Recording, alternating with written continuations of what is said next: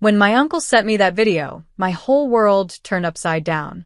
There they were, my parents and my brother John, sitting around our old kitchen table in Dallas, talking about me like I was nothing but a burden. The bright Texas sun shone through the windows, making the room feel warm, but their words were cold. "Patricia only helps because she owes us," my mother said, her voice full of bitterness. "After everything we've done for her, paying the mortgage is the least she can do." John smirked. "Yeah, and she acts like she's doing us a huge favor. What a joke." The worst part? My father, the man who once taught me to ride a bike and helped me with my math homework, just nodded along, agreeing with them. He didn't say a word to defend me. The video was shaky, clearly recorded without them knowing. But their words were clear as day. I watched it 4 times, each time feeling a mix of numbness and realization. For the past 5 years, I had been making most of the payments on their mortgage through my company, Divine Investments. They thought they were paying a bank, never bothering to check the details of the agreement my financial advisor had arranged. Each month, they paid a small amount while I covered the rest, over $300,000 in total, while they complained that I wasn't helping enough. Right after I saw the video, my uncle Anthony sent a message. "You needed to see this, Patricia." I couldn't stay quiet anymore. They've been talking like this for months. I sat in my home office, staring at the spreadsheets of every payment I had made. The numbers didn't lie. My hands should have been shaking with anger, but they weren't. Instead, I felt calm as I pulled up the mortgage agreement. A small smile crossed my lips as I remembered the purchase option clause, a detail my financial advisor, Jessica, had insisted on including. "Just in case," she had said. At the time, I thought it was just a precaution, but now, looking back, I wondered if she had somehow seen this coming. The next mortgage payment was due in 3 weeks. For the first time, I knew exactly what I had to do. No hesitation. No second-guessing. I picked up my phone and sent a short message to my uncle. "Thank you for showing me the truth. Don't worry, I won't let them know you sent this. But things are about to change." For years, I had been my family's safety net, though they would never admit it. When the housing market crashed in Dallas 5 years ago, my parents were on the verge of losing their home. They were drowning in debt, desperate for a way out. I was 28 years old, already thriving in my career as a software development manager. It was ironic, really. My parents had never supported my career choice. "Software isn't a career for a woman," my mother would say, shaking her head in disapproval. "Your brother John is the one with real business sense." Yet, the same John, my parents' golden child, had nearly bankrupted the family's real estate business within 3 years of taking over. When they needed help with the mortgage, I went to Jessica, my financial advisor. She had a smart, clean solution. Start an LLC. Buy the house through it. Let them believe they're still paying a bank. That way, you protect yourself legally while helping them. At the time, it seemed perfect. I could keep their home intact without dealing with their pride. So, Divine Investments LLC became their mortgage holder. Every month, my parents made their small payments, thinking they were dealing with a faceless lender, while I covered the bulk of the cost. They stayed in their home. They kept their dignity. I kept my family safe. The only person who knew the truth was Uncle Anthony. He had overheard a conversation between Jessica and me at a family gathering. "You're too good to them, Patricia," he had told me. "They don't deserve your kindness." I had defended them. "They're my family," I had said. "They may not understand my choices, but they've always given me a home." But now, as I watched the video for the 5th time, I saw the truth I had refused to accept. Their words echoed in my mind. "She owes us." What a joke. The least she can do. Each phrase was like a knife, twisting deeper. They didn't see me as family. They saw me as an obligation, someone to use and discard when convenient. But that was about to change. I opened my laptop and logged into Divine Investments LLC's account. The next mortgage payment was due on the 16th, just 3 weeks away. For the past 5 years, my parents had never missed a payment. Every month, like clockwork, they transferred their small portion, believing they were paying a bank. Meanwhile, I quietly covered the rest. But now that I knew how they really felt about me, I had no intention of paying the difference this time. Let them face the consequences of their ingratitude. Let them deal with the real bank, for once. They had no idea that their so-called worthless burden of a daughter was actually their landlord. The thought brought a smirk to my face. Sometimes karma needs a little push. The truth keeps coming. I thought the video was bad enough. But then Uncle Anthony sent me more proof the next day. Screenshots from a family group chat. A chat I had been deliberately excluded from. It had been created 7 months ago and was appropriately named Family Finances. Each message was like a fresh stab to the heart. John, Patricia thinks she's so special with her fancy tech job. She barely helps with the mortgage while I'm here every day running Dad's business. I clench my fists. Barely helps? Then, my mother's response made my blood turn to ice. Mom, we should ask her for more money. She's single with no kids. What else does she spend it on? After all we sacrificed to raise her, she can't even properly support her family. I sat there, staring at the screen, my breath coming in short, sharp bursts. My hands shook as I pulled up my financial records. I started calculating. Over the last 5 years, I had contributed $370,843 toward their mortgage through Divine Investments LLC. And them? $90,500. That was all they had actually paid. I had been covering an extra $10,500 every single month. And they had the nerve to call me selfish? To say I wasn't helping enough? My phone buzzed, snapping me out of my thoughts. A message from my mother. Mom, sweetie, could you come to dinner this Friday? We need to discuss something important. I didn't need to ask what this important discussion was about. They were going to ask for more money. They would sit across from me, pretending to care, guilt-tripping me into giving more, probably with fake concern and manipulative sighs sprinkled in for effect. The thought of sitting at that dinner table, pretending I didn't know the truth, made my stomach turn. A plan takes shape. I called Jessica, my financial advisor. I need to know my options with the purchase agreement, I said, my voice steadier than I expected. Jessica was quiet for a moment. Then she sighed. I had a feeling you might ask about this. Remember that clause we included? She continued. If they miss a payment, Divine Investments can immediately exercise the purchase option. The house would legally belong to you, and they would become month-to-month tenants. I felt a shift inside me. And if they're late with rent? I asked, already knowing the answer. Then standard Texas eviction laws apply, Jessica confirmed. You'd be within your rights to give them notice. There was another pause. Patricia, are you sure you want to go this route? I exhaled slowly, staring at my laptop screen where the mortgage payment deadline blinked back at me. For 5 years, I had given them everything, without recognition, without gratitude, without so much as a thank you. They thought I was obligated to support them. They thought I was weak. They were about to learn just how wrong they were. I thought about all the years they had looked down on me. All the times they treated me like an ATM, always ready to hand over money while they mocked me behind my back.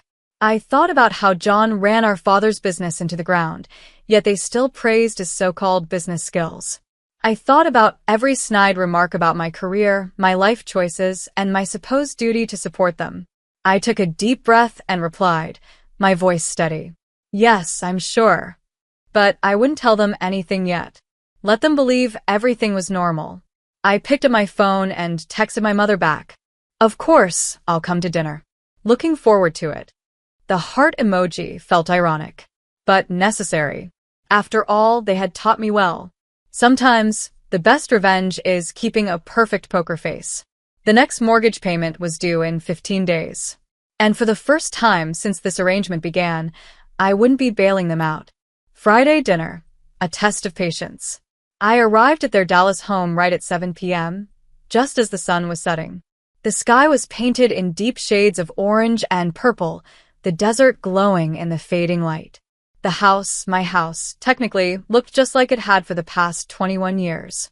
The warm smell of my mother's lasagna filled the air, a clear attempt to remind me of happier times. Patricia, sweetheart. My mother rushed over to hug me, her designer bracelet catching the light. It was new, probably bought with money, they should have used for the mortgage, which was due in 10 days. At the dining table, John sat back in his chair, looking smug as ever in his crisp button-down shirt. Hey, sis. Glad you could make time for your family. I smiled, remembering his messages mocking me for barely helping. If only he knew that his entire lifestyle depended on my generosity. I always have time for family, I said, the irony heavy in my voice. My father stepped out of his study, reading glasses perched on his nose, flipping through some papers. I caught a quick glance. Bank statements. I nearly laughed. They were getting ready to ask for more money. Dinner hadn't even started, and I already knew exactly how this conversation would go. The pitch begins. Before I could take a bite, my mother set down the lasagna dish and gave me a practiced smile. Before we eat, she said sweetly, we wanted to talk to you about something important. She glanced at my father. He nodded, encouraging her to continue.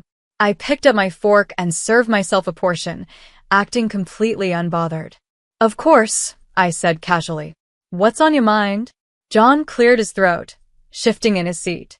Well, as you know, Dad's business has been struggling. The real estate market isn't what it used to be. I took a slow bite, chewing thoughtfully. The business had been struggling ever since John took over. Meanwhile, the Dallas market was actually doing better than ever. But I didn't say a word. We've been thinking, my mother continued, reaching across the table to gently hold my hand, about how blessed we are to have such a successful daughter. Here it comes. Your father and I sacrificed so much to give you a good education. I swallowed my food and set down my fork. I already knew exactly where this conversation was heading. And this time, I wasn't playing their game. I watched my mother carefully, seeing her actions in a new light. The gentle touch on my hand, the reminder of their sacrifices. It was all part of the act. Carefully planned. The mortgage payment has become quite a burden, my father said, his voice carrying that familiar tone of authority. The same tone he used when he wanted to make me feel small.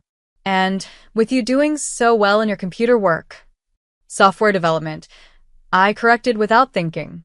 Not that they had ever bothered to learn the difference. Right, he said, waving his hand dismissively. Well, we were thinking maybe you could help more with the monthly payments. After all, this is your family home too. If only they knew how much of it was already mine. We're only asking for an extra $4,000 a month, my mother added quickly. It's really not much, considering your salary. I took another slow bite of lasagna, using the moment to keep my expression neutral. They wanted $4,000 more, on top of what I was already secretly paying.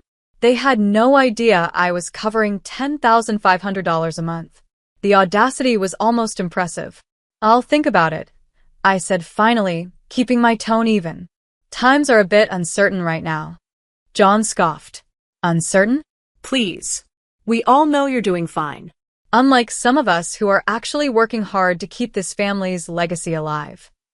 I smiled. Not because of his words, but because I was thinking about the bank notification they'd be getting when their mortgage payment bounced next week. You're right, John, I said smoothly. Sometimes, we all get exactly what we deserve. The truth behind closed doors.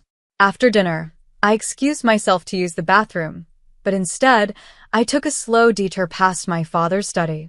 The door was slightly open. Inside, I could hear hushed voices. I paused, my heart pounding, as their words drifted out. She's not going to help, John said, his voice sharp with frustration. Did you see how she just sat there, acting all superior with her tech money while our business is struggling? Patience, my father replied. We have another option. My stomach tightened. Remember those investment documents I found in her cloud storage? My father continued. When she used our Wi-Fi last month? My blood ran cold. They had snooped through my files. During my last visit, I had carelessly connected to their Wi-Fi. My cloud storage must have synced automatically. She's been hiding money from us, my father said. In some company called Divine Investments. My breath caught in my throat. They knew. I looked it up, he continued. It's a real LLC, and it's doing very well. She's been stashing money there instead of helping her family. I raised a snake. My mother's voice cut in, full of resentment. We'll give her one more chance to help voluntarily, she added. If not, I'll remind her about that time in college when she took money from your business account for tuition. I nearly laughed out loud. The money they were talking about?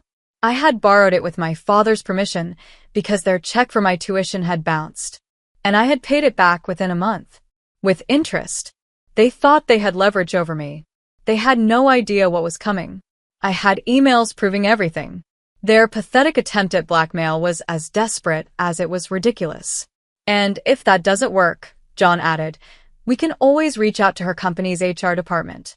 Ask some questions about her mental stability, maybe suggest she's been using company resources for personal projects. That would get their attention.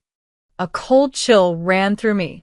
The way they casually talked about destroying my career made my stomach turn. These people weren't family. They were parasites, wearing family masks. I silently slipped back to the bathroom, flushed the toilet to make it seem like I'd actually used it, then walked back to the dining room as if nothing had happened. They followed moments later, all wearing their practiced, fake smiles. The perfect timing. Patricia, dear, my mother said sweetly, have you thought about helping more with the mortgage? I met her gaze without blinking. Actually, I have, I said calmly. You're right. Family should help family. I'll have an answer for you in about 9 days. The timing wasn't random. Their mortgage payment was due in 9 days. And I knew exactly what would happen when they missed it. Divine Investments would finally reveal who really owned their house. John frowned. Why such a specific timeline? I stood up, grabbing my purse. Just need to check some things with my financial advisor, I said smoothly. You understand, right? Being careful with money is just good business sense. I smiled at John as I threw their favorite phrase back at him. My mother walked me to the door, pulling me into one of her calculated hugs. We knew you'd understand, sweetheart. Family always comes first. I smiled. Yes, I said, thinking about the eviction notice I had already drafted. Family always gets exactly what they deserve. Time for the final act. As I drove home, I called Uncle Anthony. You were right about them, I said as soon as he answered. But don't worry. I'm done playing the silent partner in their little drama. It's time for the final act. The next week felt painfully slow.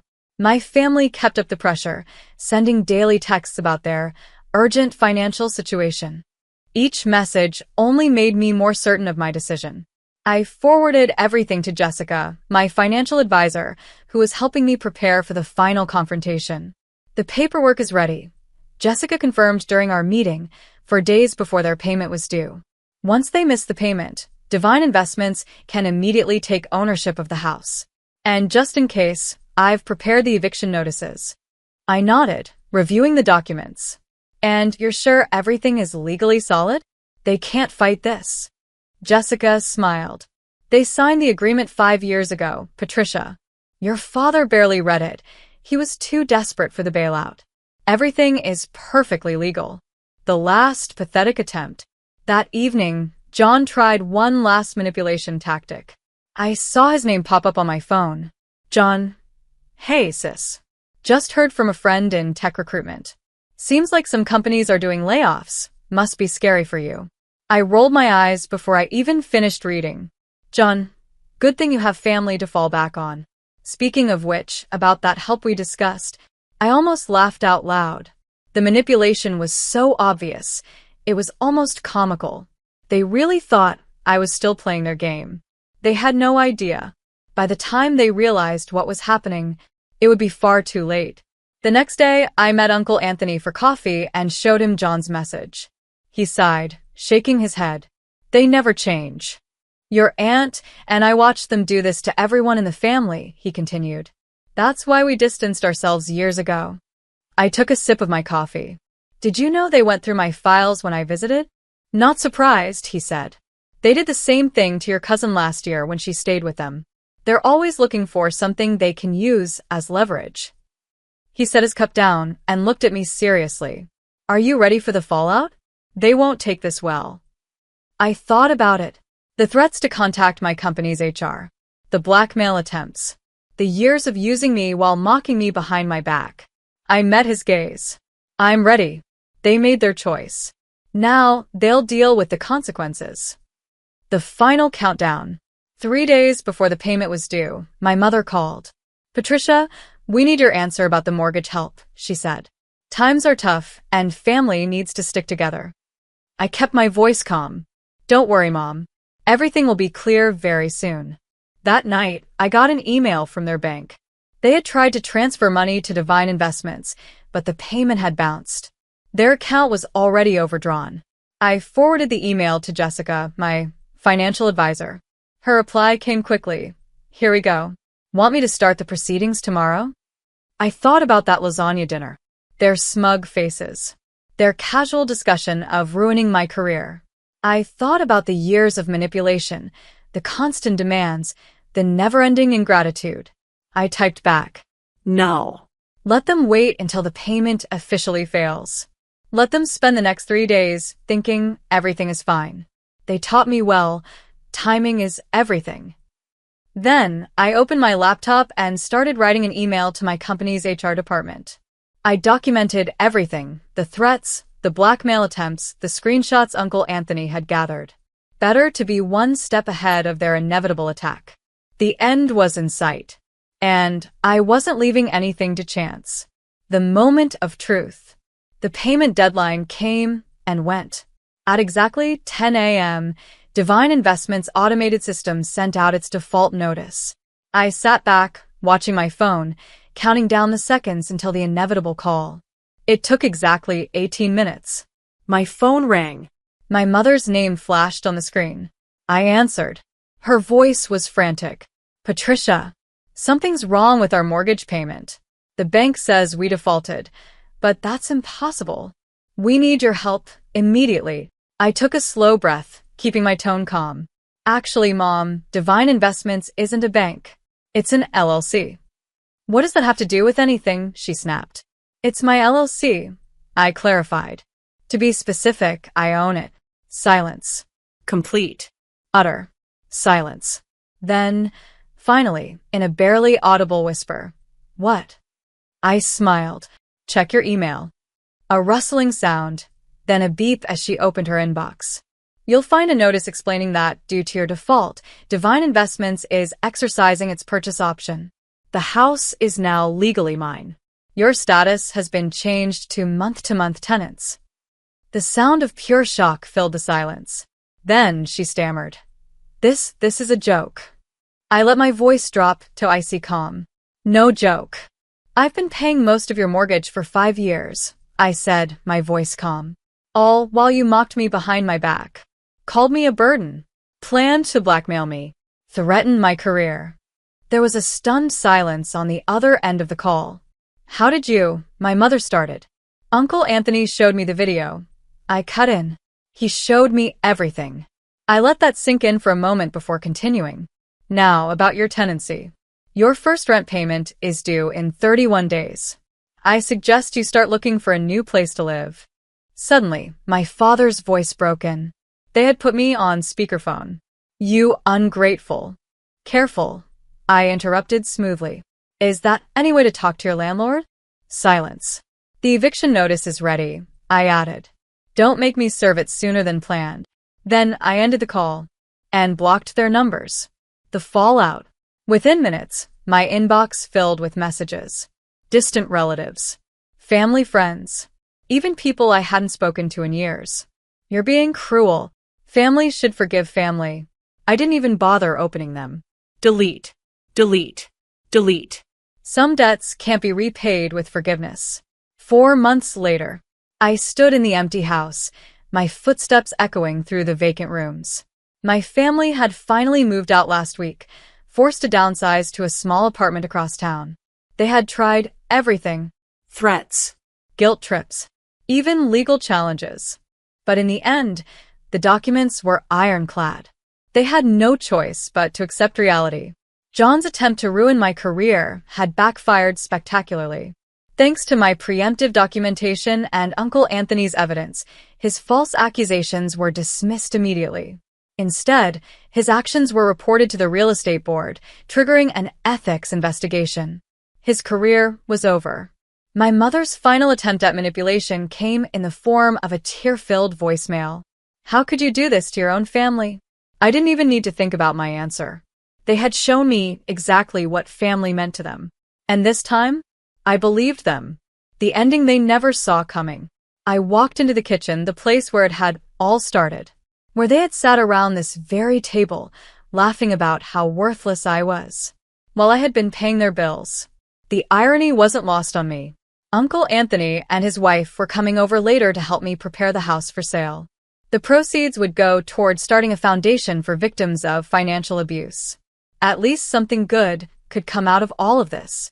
My phone buzzed. A text from Jessica. "Just heard from their lawyer. They finally signed the last papers. It's really over." I smiled, looking around the empty house one last time. They had always told me family comes first, but they never specified which family. So I chose myself. And for the first time in years, that felt exactly right.